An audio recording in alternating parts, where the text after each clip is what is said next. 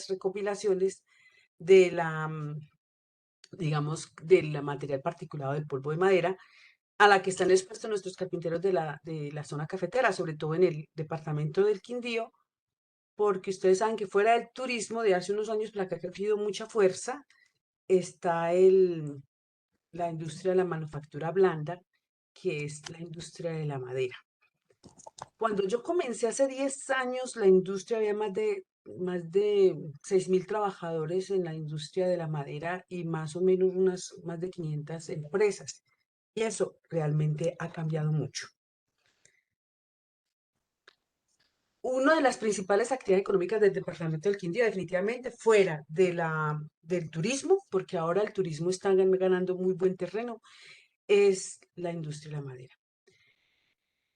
La Cámara de Comercio, que yo me encontré un documento lo más de simpático, lo más de bueno, que es el Centro de Investigaciones de la Cámara de Comercio, el año pasado, a partir de junio del año pasado, registró 275 empresas del sector del mueble, en la cual esto las clasificaron de esta manera, como pueden ver ustedes, donde de estas 275 empresas, el gran empresa es apenas hay una, la mediana empresa un 1%, Estaba sacando pequeña batalla. empresa un 3% y la microempresa el 95%.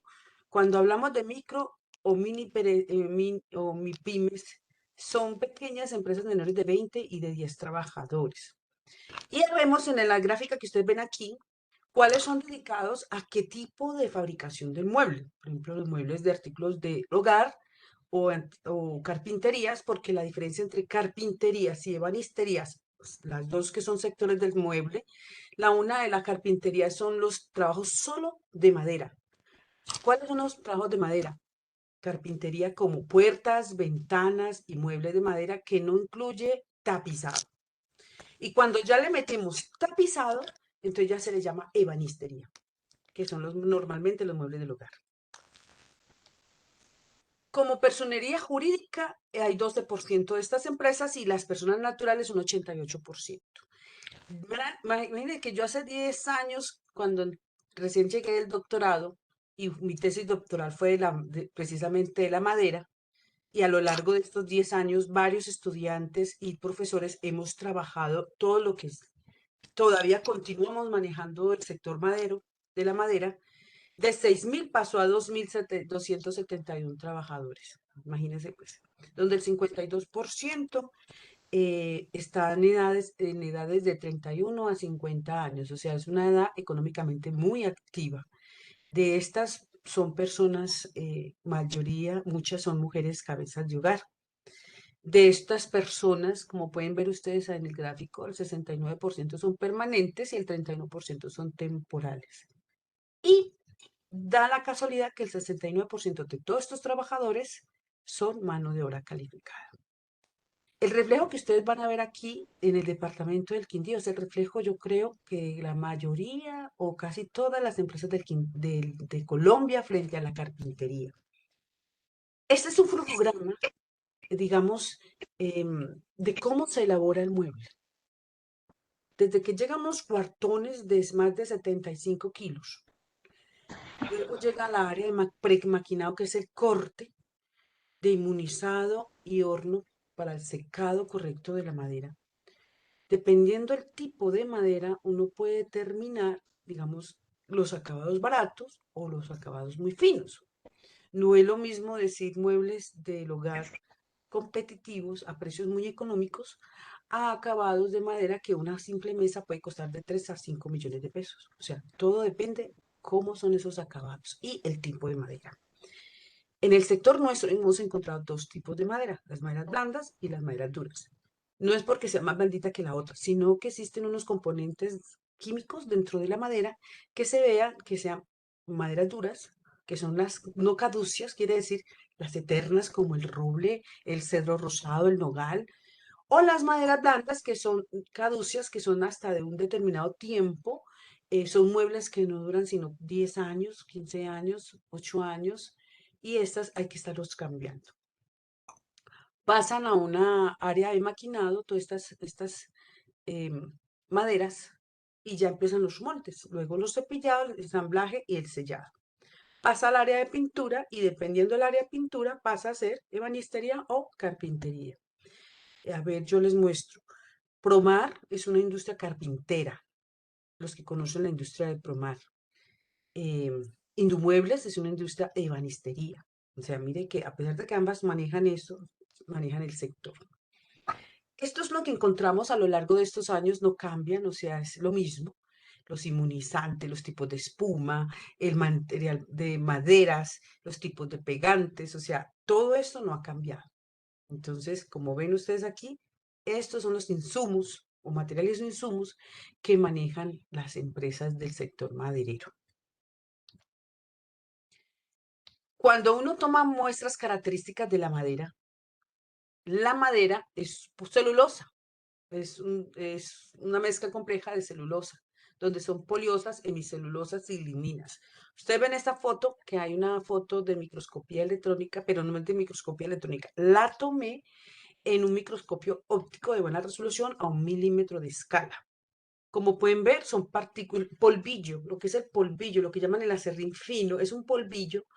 En fotografía, mire cómo se ven las partículas. Las partículas, todas como ustedes ven ahí, son partículas irregulares. Quiere decir que tienen diferente forma.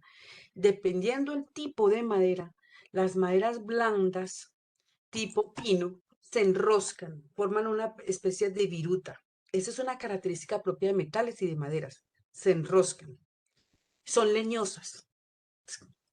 Mientras que las maderas duras, como el cedro, como el roble, como el nogal, son maderas más bien planas, cuadriculadas, y estas maderas son consideradas cancerígenas. En el ACGIH 2022 está a 0,5 miligramos sobre metro cúbico como TLB en maderas duras y 1 miligramo sobre metro cúbico. Cuando yo comencé los estudios de la madera, yo comencé los estudios con 10 miligramos sobre metro cúbico. Y a lo largo de estos 10 años, de 10 pasó a 1, imagínense. Entonces, el control de la seguridad de higiene, de seguridad industrial en la hora de las máquinas para el pulido y el control del medio ambiente del material particulado en la parte de higiene se redujo mucho. O sea que hay que hacer unos controles de ingeniería bastante fuertes, o sea, muy, muy especializados. Cuando uno habla del tamaño de partículas, yo sé que de los muchos estudiantes que han trabajado conmigo, yo les he mostrado esta gráfica y es el tamaño de partícula que ve al sistema respiratorio. El sistema respiratorio para nosotros los higienistas se divide en tres partes, superior, medio e inferior. Cuando hablamos del superior, el tracto superior, hablamos de boca, nariz, laringe hasta la garganta. Todo ese material particulado grandecito, mayor de 10 micras, hasta 5,8 micras, ellos van a la nariz, boca y nariz. Por eso es que la gente estornuda, porque es un tamaño grande. 10 micras no se ve ya, ya es muy pequeñito para nuestra vista, pero 50 micras y 100 micras ya es un material particulado que se ve. O sea, se ve una cosita chiquitica flotando. Cuando hablamos del tracto medio, estamos hablando de tráquea, faringe, bronquios, bronquiolos, todo esto entra a las terminales también de bronquios y de tráquea. Va desde micras, desde 10 micras hasta 1,1 micras de pequeñitos. Se deposita. Para que se deposite en nuestro organismo y genere enfermedades es que tiene que haber un DEA, diámetro equivalente aerodinámico, que se le da a todas las partículas, independientemente de su forma, esa densidad para que se permita el depósito, cómo se deposita en nuestro organismo, cómo se agarra. Y la combinación química de esta madera, más otros elementos como la pintura, pueden llegar a reaccionar químicamente con nuestras células y empieza el proceso degenerativo de las enfermedades pulmonares. Y ya cuando hablamos del tracto inferior, hablamos de que ya son pequeñitas, de 0,65 micras. O sea, ya entran al alveolo. Cuando hablamos del alveolo es que ya hay un intercambio gaseoso. Yo siempre les hago este ejemplo a mis estudiantes. Vea, este es mi alveolo y este es el vaso sanguíneo. Si yo veo desde aquí, como ustedes ven, es porque hay un intercambio gaseoso. Esto es una partícula y la partícula lo que hace es taponar ese alveolito. Y ese alveolo, esta partícula es de 0,65 micras. No hay en el mundo, no hay en el mundo una aspiradora que me saque del alveolo esa partícula. Una cosa son las nebulizaciones para ampliar los, digamos, aquí que están los enfermeros, que maneja la parte de respiración, del asma y todo eso, y ayuda un poco el proceso de la respiración. Pero no hay en el mundo una aspiradora que me limpie el alveolo. Y eso se va llenando poco a poco, porque si se extienden los alveolos, dicen los entendidos que es tan grande como una cancha de fútbol. Por eso, cuando una persona empieza a tener problemas respiratorios, han pasado muchos años. No, ya hay muchachos que empezaron hace 4 meses y ya tienen una enfermedad laboral. A mí me da risa los muchachos cuando dicen, es que creo que tengo una enfermedad laboral.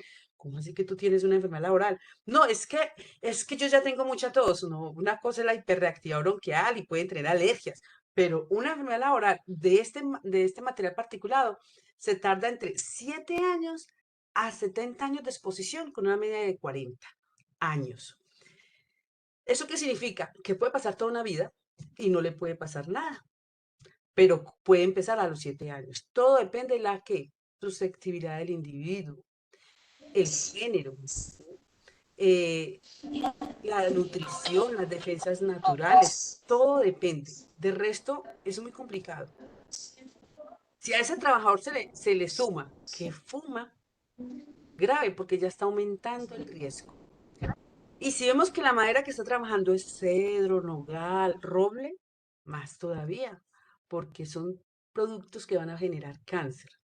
Pero si a eso le vamos a sumar que está utilizando productos químicos para la pintura que generan cromo o que tienen cromo, pues imagínense que las probabilidades de que sufra de una enfermedad grave como tipo cáncer pulmonar, cáncer de nariz, cáncer de senos paranasales, es muchísimo más alto que todo. La magnitud del riesgo la da el número de trabajadores, la magnitud del riesgo. A mayor número de trabajadores expuestos al riesgo, mayor es la rapidez con que aparece la enfermedad. ¿Cuáles son esas enfermedades que nos pueden generar estos materiales particulados de la madera? Están las enfermedades respiratorias, rinitis, EPO, bronquitis, asma, cáncer ocupacional, como tenemos el cáncer de cavidad nasal, pulmón, gastrointestinal, enfermedad de Hodgkins, la respuesta inmunológica frente a eosinófilos, linfocitos, niveles de la citoquina, de las células T4, o sea, son agentes agresores. Cuando aparece esto en nuestra sangre, cuando hacen un análisis químico, es porque hay un agente agresor. Y el agente agresor son los componentes químicos que tiene la misma madera. Miren las fotografías tan bonitas de las partículas, son fotos propias del laboratorio, propios del grupo de investigación de riesgos laborales y la línea de investigación de riesgos químicos. Vemos aquí, por ejemplo, esta primera de 40 micras y estas dos. Es muy típico ver este tipo de partículas, pueden ser maderas duras, pueden ser.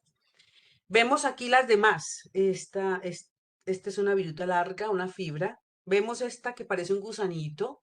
Y ese gusanito es una rosquita, es una microviruta de 3 micras. O sea que vemos partículas de todos los tamaños, de todos los acabados. Entonces ustedes me van a decir, pero profe, ¿usted cómo sabe que son maderas blandas o duras? El trabajador de la carpintería maneja maderas mixtas, de todas. El carpintero tiene nogal como tiene pino, tiene cedro como si tiene el roble. Claro que comprar roble no es una madera barata, ¿eh? No es para todo el mundo el roble. El roble es una madera costosísima. Entonces, más seguramente puede tener el cedro rojo, rosado o el nogal. Vemos aquí este espectro, leer los espectros es muy fácil. Nosotros manejamos, por ejemplo, las técnicas de muestreo ambiental de material particulado, la NIOS 0500 y 0600, que son las de materiales particulados totales o materiales particulados respirables. Se manda al laboratorio.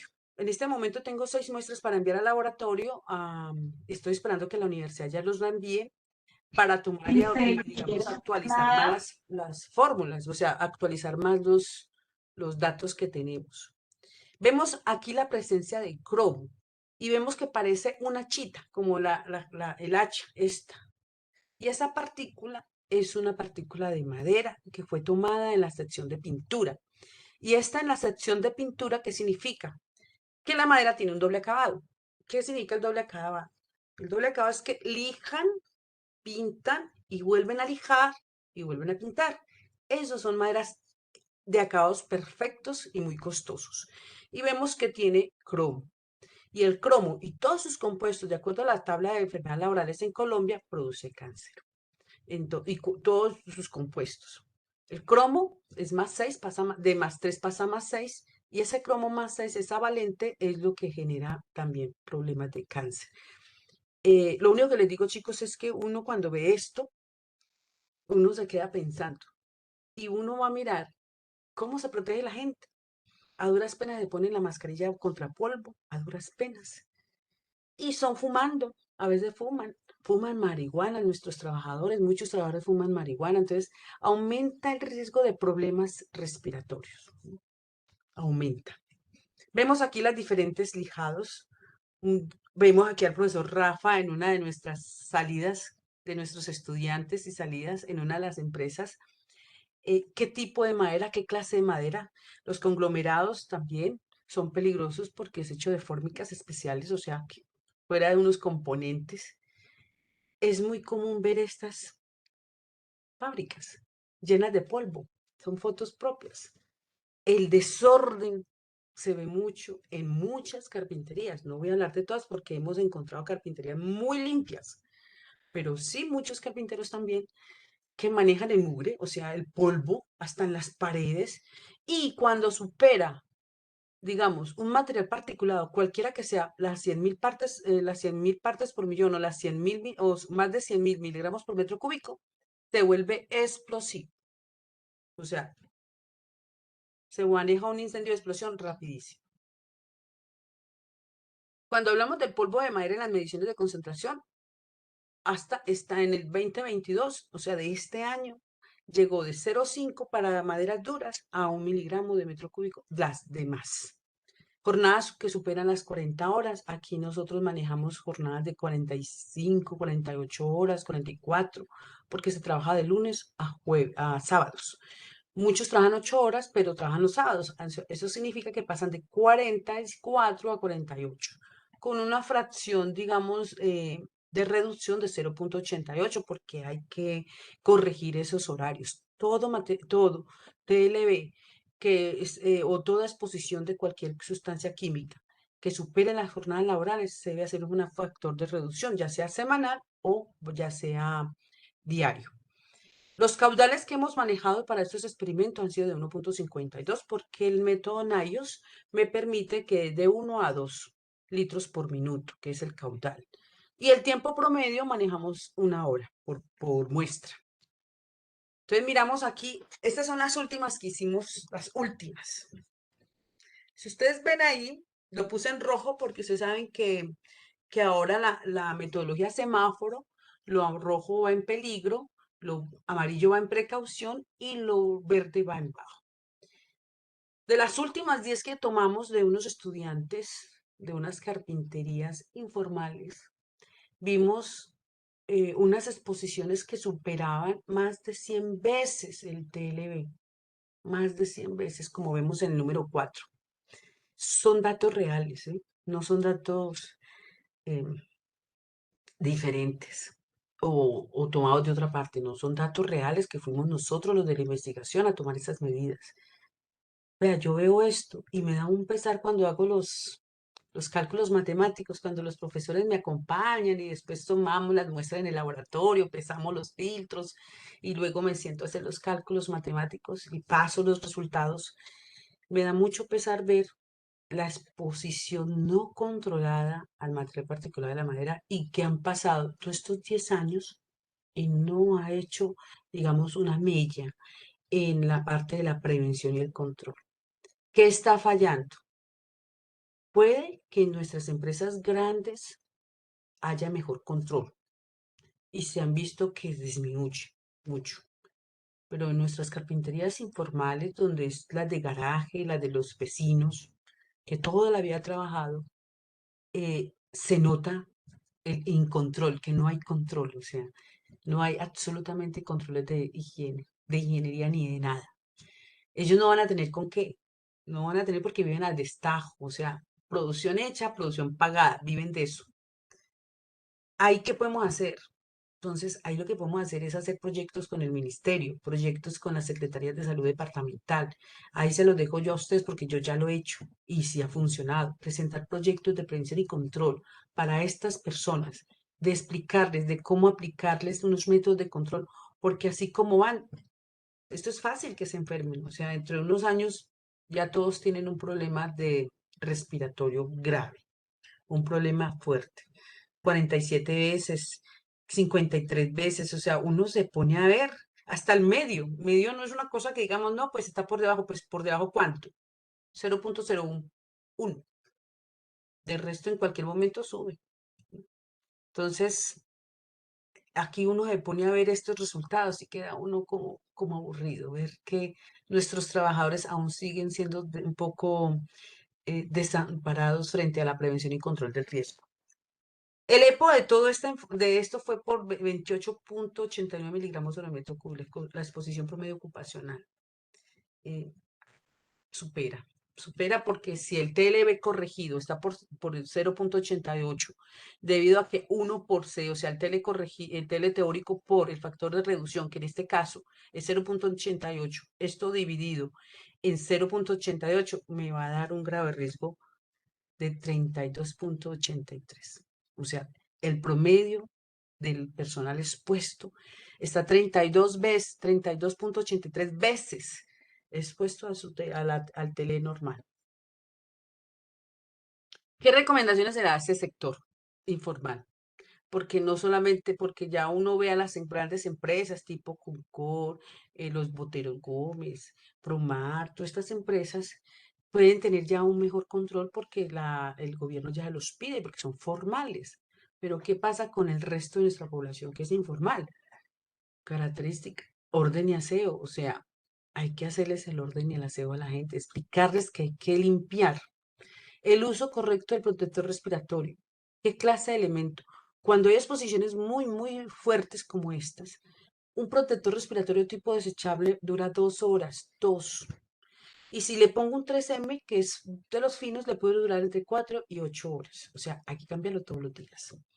Y uno ve que estas personas tienen el mismo protector todo el mes.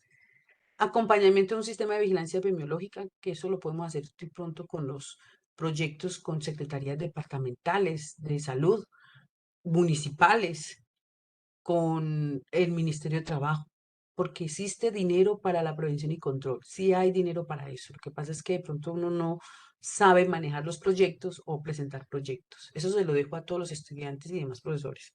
Formalizar el aseguramiento de riesgos laborales. Crear proyectos a las secretarías de salud y ARLs y diseñar estrategias de divulgación. Eso es lo que nosotros tenemos por ahora.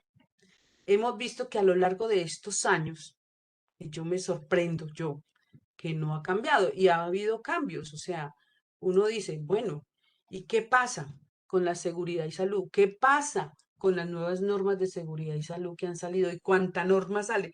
La del 2150, la 0773 del año pasado, el 2021, habla de que ya todas las empresas deben de tener el sistema globalmente armonizado cuando hay productos químicos.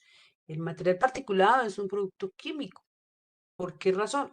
Por su estado natural. ¿Cuál estado natural? Acuérdense, las sustancias químicas son sólidas, líquidas o gaseosas. Los sólidos son los materiales particulados, polvos, en este caso.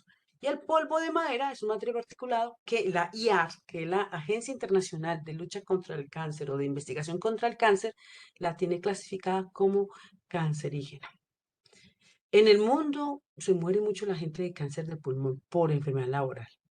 Entonces, pero si existe un trabajador que fuma, o fuma marihuana, o fuma tabaco, se retira, o sea, sale del sesgo porque ya hay un margen de error y como y como cáncer ya en ese momento se inhibe. O sea, lo que está haciendo es que este trabajador tiene, digamos, 2, 3 o 4 veces más probabilidad de que le dé una enfermedad de estas que una persona que no está expuesta.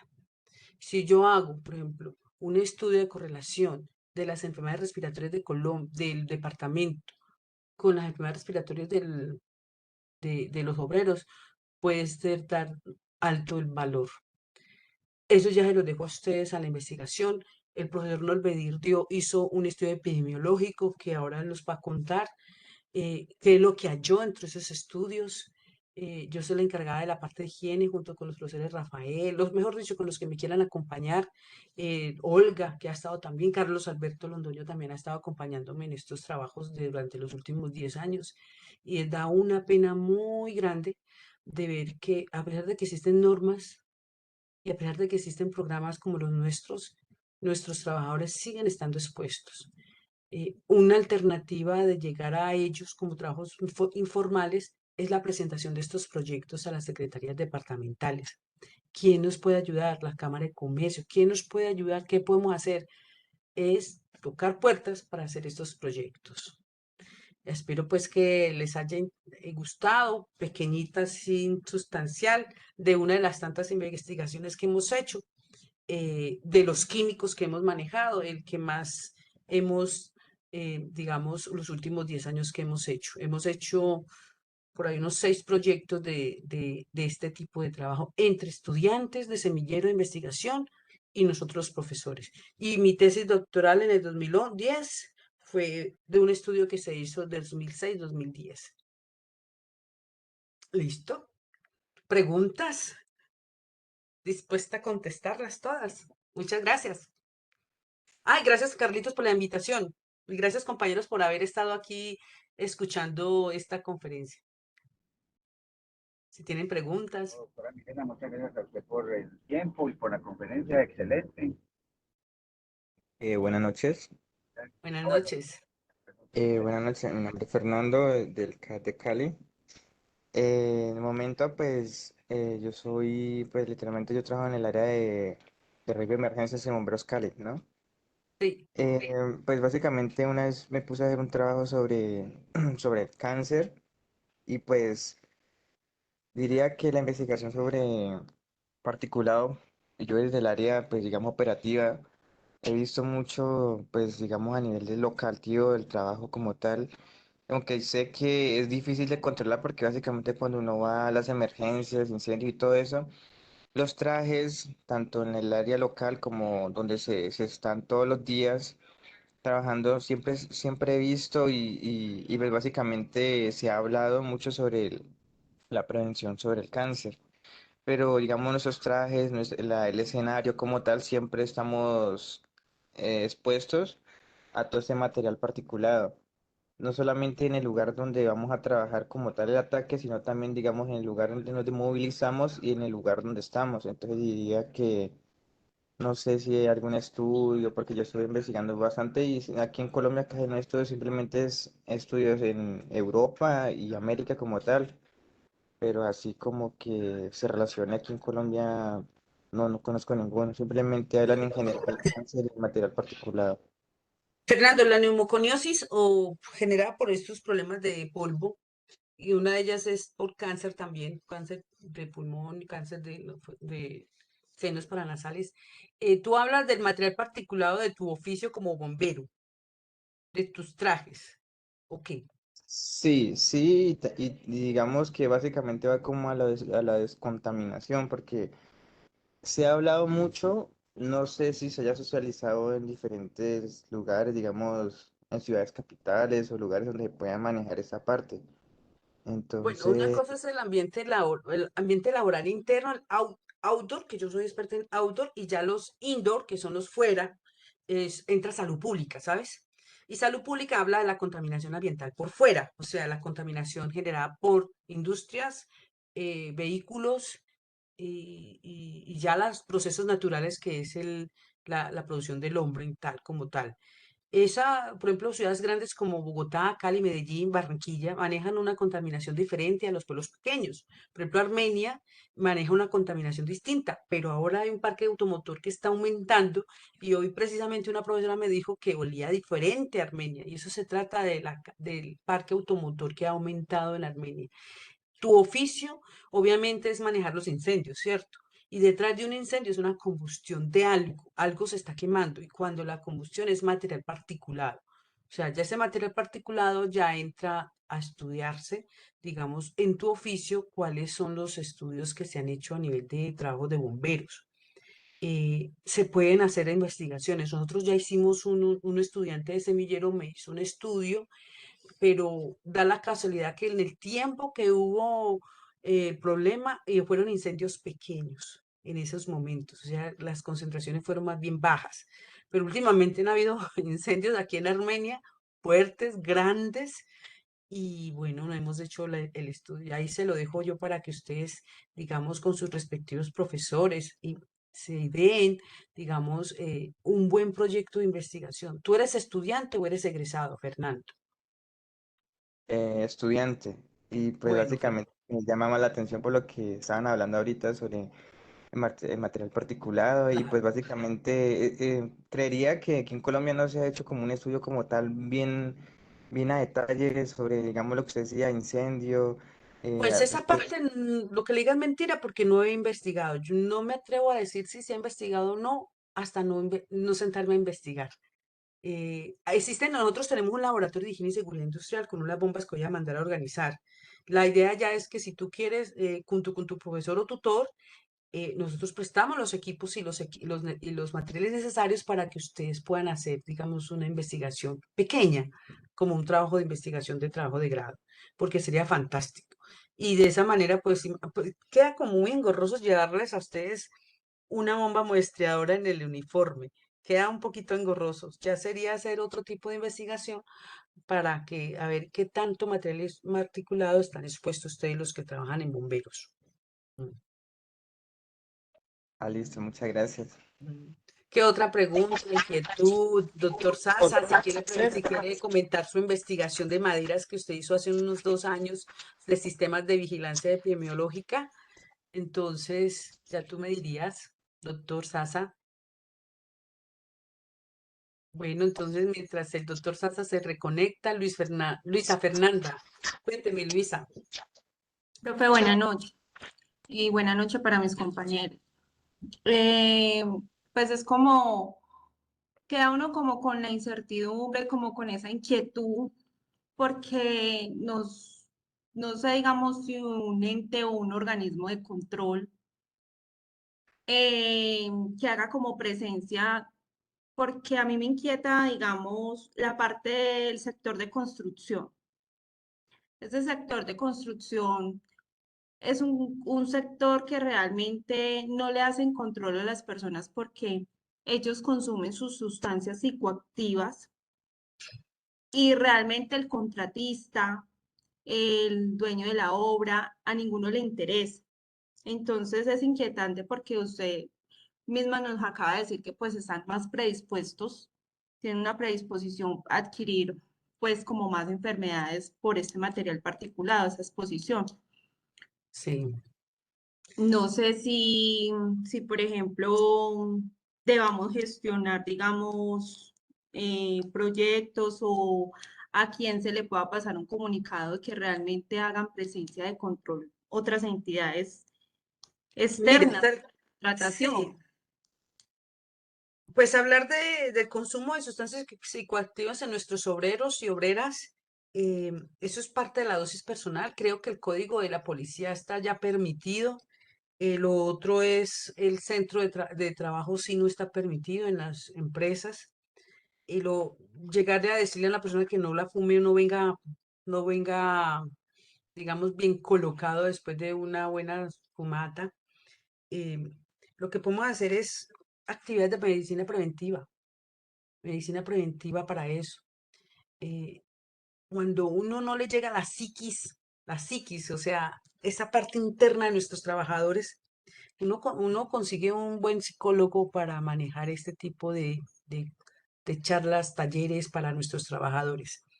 Los proyectos de prevención y control es parte de los contratistas y que exige el contratante a la hora de una obra de construcción y que tenga un buen sistema de gestión de seguridad y salud en el trabajo.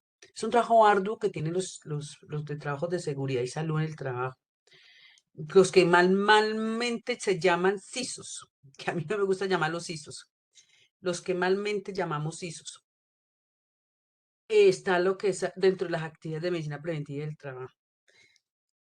El contratante, el contratista deben de tener, digamos, esa camisa de fuerza de apoyo con el prevencionista de riesgos en las acciones de seguridad y salud.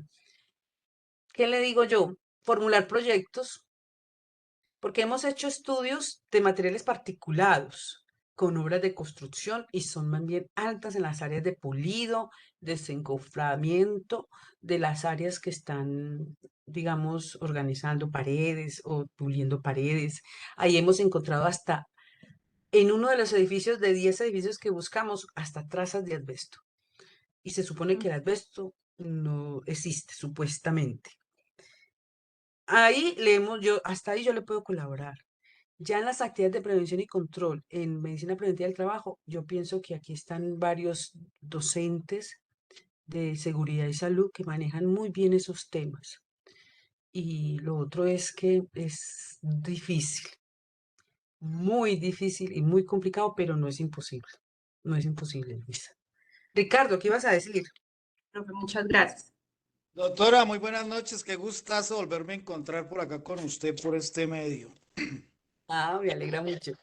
Ahí por lo menos hay varias cosas que me gustaría de pronto preguntarle, doctora, y es la cuestión de las temperaturas y hablo también de la altitud. Obviamente usted lo aterrizó a Armenia, ¿cierto? Sí, Pero vemos que la cuestión del trabajo de la madera prácticamente se ha es vuelto... igual. ¿Perdón? Es igual para todas.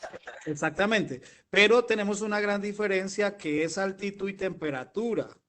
Entonces, hay personas, por ejemplo, que en determinada altitud, a determinada temperatura, obviamente van a tener que esforzarse más para respirar, obviamente van a tener que inhalar toda esta cantidad de cosas y por obvias razones se va a hacer como más propenso a poder adquirir esta situación, ¿cierto? Usted me hablaba, por ejemplo, del caso exacto que subía al punto de riesgo del 39 punto algo por ciento, no recuerdo bien. Pues, Y la, superar, sí. y la pregunta mía, doctora Milena, es, hablamos de un promedio de tiempo de 7 a 10 años laborales para poder que la persona pueda adquirir o bien sea una EPO o una enfermedad de tipo cancerígena, ¿cierto? De ¿Cuál- 7 a 40, de 7 a 70 años Ajá. con una media de 40. Bueno, entonces va también A partir de los 7 años, cuando hay de pronto el dato histórico de que en la familia han habido problemas de cáncer, eso también puede... aumenta las probabilidades. Puede Exactamente. aumentar las probabilidades. Pero el cáncer de pulmón adquirido por fumar o porque ha manejado, digamos, venta de alimentos al carbón, como por ejemplo las arepas, los Ajá. asados, los cocinados con leña, aumenta más las probabilidades, ¿sí? Bueno, y Pero vámonos para... hay EPOC que se genera como enfermedad congénita, que Sí. también he escuchado hablar de eso. Tiene hartas probabilidades, porque ya a nivel de genética también entra. Y entonces voy de pronto a la pregunta que colocaba Fernando, no sé si de pronto fue que entendí mal o qué, porque yo igual que él soy bombero. Y es la problemática que tenemos nosotros, por ejemplo, los bomberos cuando atendemos los famosísimos incendios forestales. Nosotros entramos, por ejemplo, a un incendio estructural y llevamos el autocontenido y todo eso y nos protege por media Sí, hora, una hora, dependiendo del consumo de oxígeno que tengamos. Pero resulta que los incendios forestales por lo general son más largos y prolongados en el tiempo y por lo general lo único que utilizamos es una monja o un trapo húmedo para podernos cubrir y tapar sobre esos gases o esos productos químicos que generan. materiales particulados. Exactamente. Entonces, ahí va también de pronto tal vez la incógnita que tenía el compañero, qué rico sería que se pudiera hacer un estudio bien avanzado sobre la temática, aunque usted dice que es un ambiente externo, obviamente, pero sería muy bueno y muy Pero es el interesante. ambiente laboral de ustedes. Es Sí. el ambiente laboral del bombero, no es el ambiente de estar en la estación, sino por fuera. ¿Cuál es el trabajo de ustedes? Atender, lo primordial, ustedes son los profesionales del fuego, ¿cierto? Entonces, lo primero que uno van a mirar es que sean los incendios. Lo demás son parte también de sus tareas. Entonces, una de las tareas críticas de los bomberos es el manejo del incendio. No es apagarlo, sino ¿Qué hay detrás cuando se está controlando el incendio? ¿Qué clase de materiales particulados o qué clase de sustancias químicas se están manejando? Si son gases, vapores, sólidos, que en este caso serían las combustiones de los árboles, que ustedes saben que cuando el humo es negro es porque todavía no está controlado y el humo negro significa que todavía existen grandes cantidades de material particulado. Lo que hay que hacer es eso, investigaciones, ¿no? Buscar la manera. Por ejemplo, nosotros en el laboratorio contamos con unas bombas que le vamos a hacer, digamos, un mantenimiento. Tenemos los filtros, la cantidad de filtros necesarios para el uso de esto. Tenemos, digamos, el desecador, la balanza, que ustedes puedan hacer un ejercicio. ¿Cómo hay que ponérselo? Porque es que el uniforme de ustedes no permite ponerse una bomba. ¿M? Ahí tenemos que cranearnos cómo les vamos a poner una bomba para que haya ese muestreo del aire, porque sus chaquetas son largas, grandes, y bueno, ¿cómo se puede ubicar la bomba muestreadora? ¿Por cuánto tiempo? Podremos hacer, digamos, unos ejercicios de eso. ¿Y qué ejercicios podemos hacer? Simulación, unas simulaciones de incendios, no, donde no se necesita ponerse la chaqueta, sino que mientras hacen, pues, digamos, el ejercicio del apagar el incendio o del material particulado, cómo se puede tomar las muestras y mandarlas a tomar las fotografías electrónicas para mirar qué tipo de composición química tiene ese material particulado y tamaños de partícula, que también influyen mucho en la salud del trabajador. Sería interesante, ¿eh? Sería muy bueno. Yo no lo Ok, veo difícil, doctora, muy gentil, yo. con gusto. ¿Alguna otra pregunta, profesores, los que están aquí? Más estudiantes, muchas gracias por haberme escuchado. Si tienen alguna otra pregunta, Carlos, espero que haya, digamos, resuelto las dudas. Muchas gracias, doctora Milena, muy amable. Muchas gracias a los asistentes. Pues contamos con la presencia del señor director también y unos Sí, docentes en James, sí, biología, en la sí, James disciplina. tiene algo que decir. Entonces, Aquí De mi veo pues, también parte, profesores. simplemente bueno, le agradezco mucho a Milena por la participación, por este gran aporte, porque definitivamente todos los temas que se tocan aquí en este espacio son supremamente valiosos para el crecimiento académico de todos los participantes. Como podemos apreciar aquí, de muy buena forma participa Ricardo Mariño, que es un estudiante, un graduado que sigue estudiando. El interés que está manifestando es por seguir estudiando y uno definitivamente no termina de estudiar. Por acá también está Andrea Ospino, tenemos varios graduados, varios estudiantes y eso para nosotros es excelente la participación que se está teniendo en este tipo de espacios. Obviamente la expectativa es que se masifique la participación acá, porque pues como ya lo mencionaba, temas como el que propone la doctora Milena son de gran valor para el crecimiento permanente de la parte intelectual de todos los que estamos aquí participando y pues enriquece a la disciplina como tal. Entonces yo les agradezco mucho a la doctora Milena, al profesor Carlos Londoño y a todos los que han asistido. Seguramente vamos a hacer, eh, vamos a ejecutar estrategias para que en la próxima sesión participe más personas, más estudiantes, más docentes. Nada, muy Y más agradecido egresados. por la voluntad. Gracias. Listo. Muy amable para todos. muchas gracias por la asistencia de todas las personas y quedan invitados para el próximo evento que vamos a hacer. Bueno, Una dentro de charla 15 días, parecida. ¿cierto? Sí, muchas gracias. Va a ser de ergonomía. Ah, qué bueno, Entonces, para que acá, se Olga. animen, para que se Bueno, animen. bueno. Sí, Muchas gracias a listo, todos, muchas una feliz gracias. noche y de nuevo gracias a la doctora Milena. Chao, que estén bien. Gracias, adiós, chao.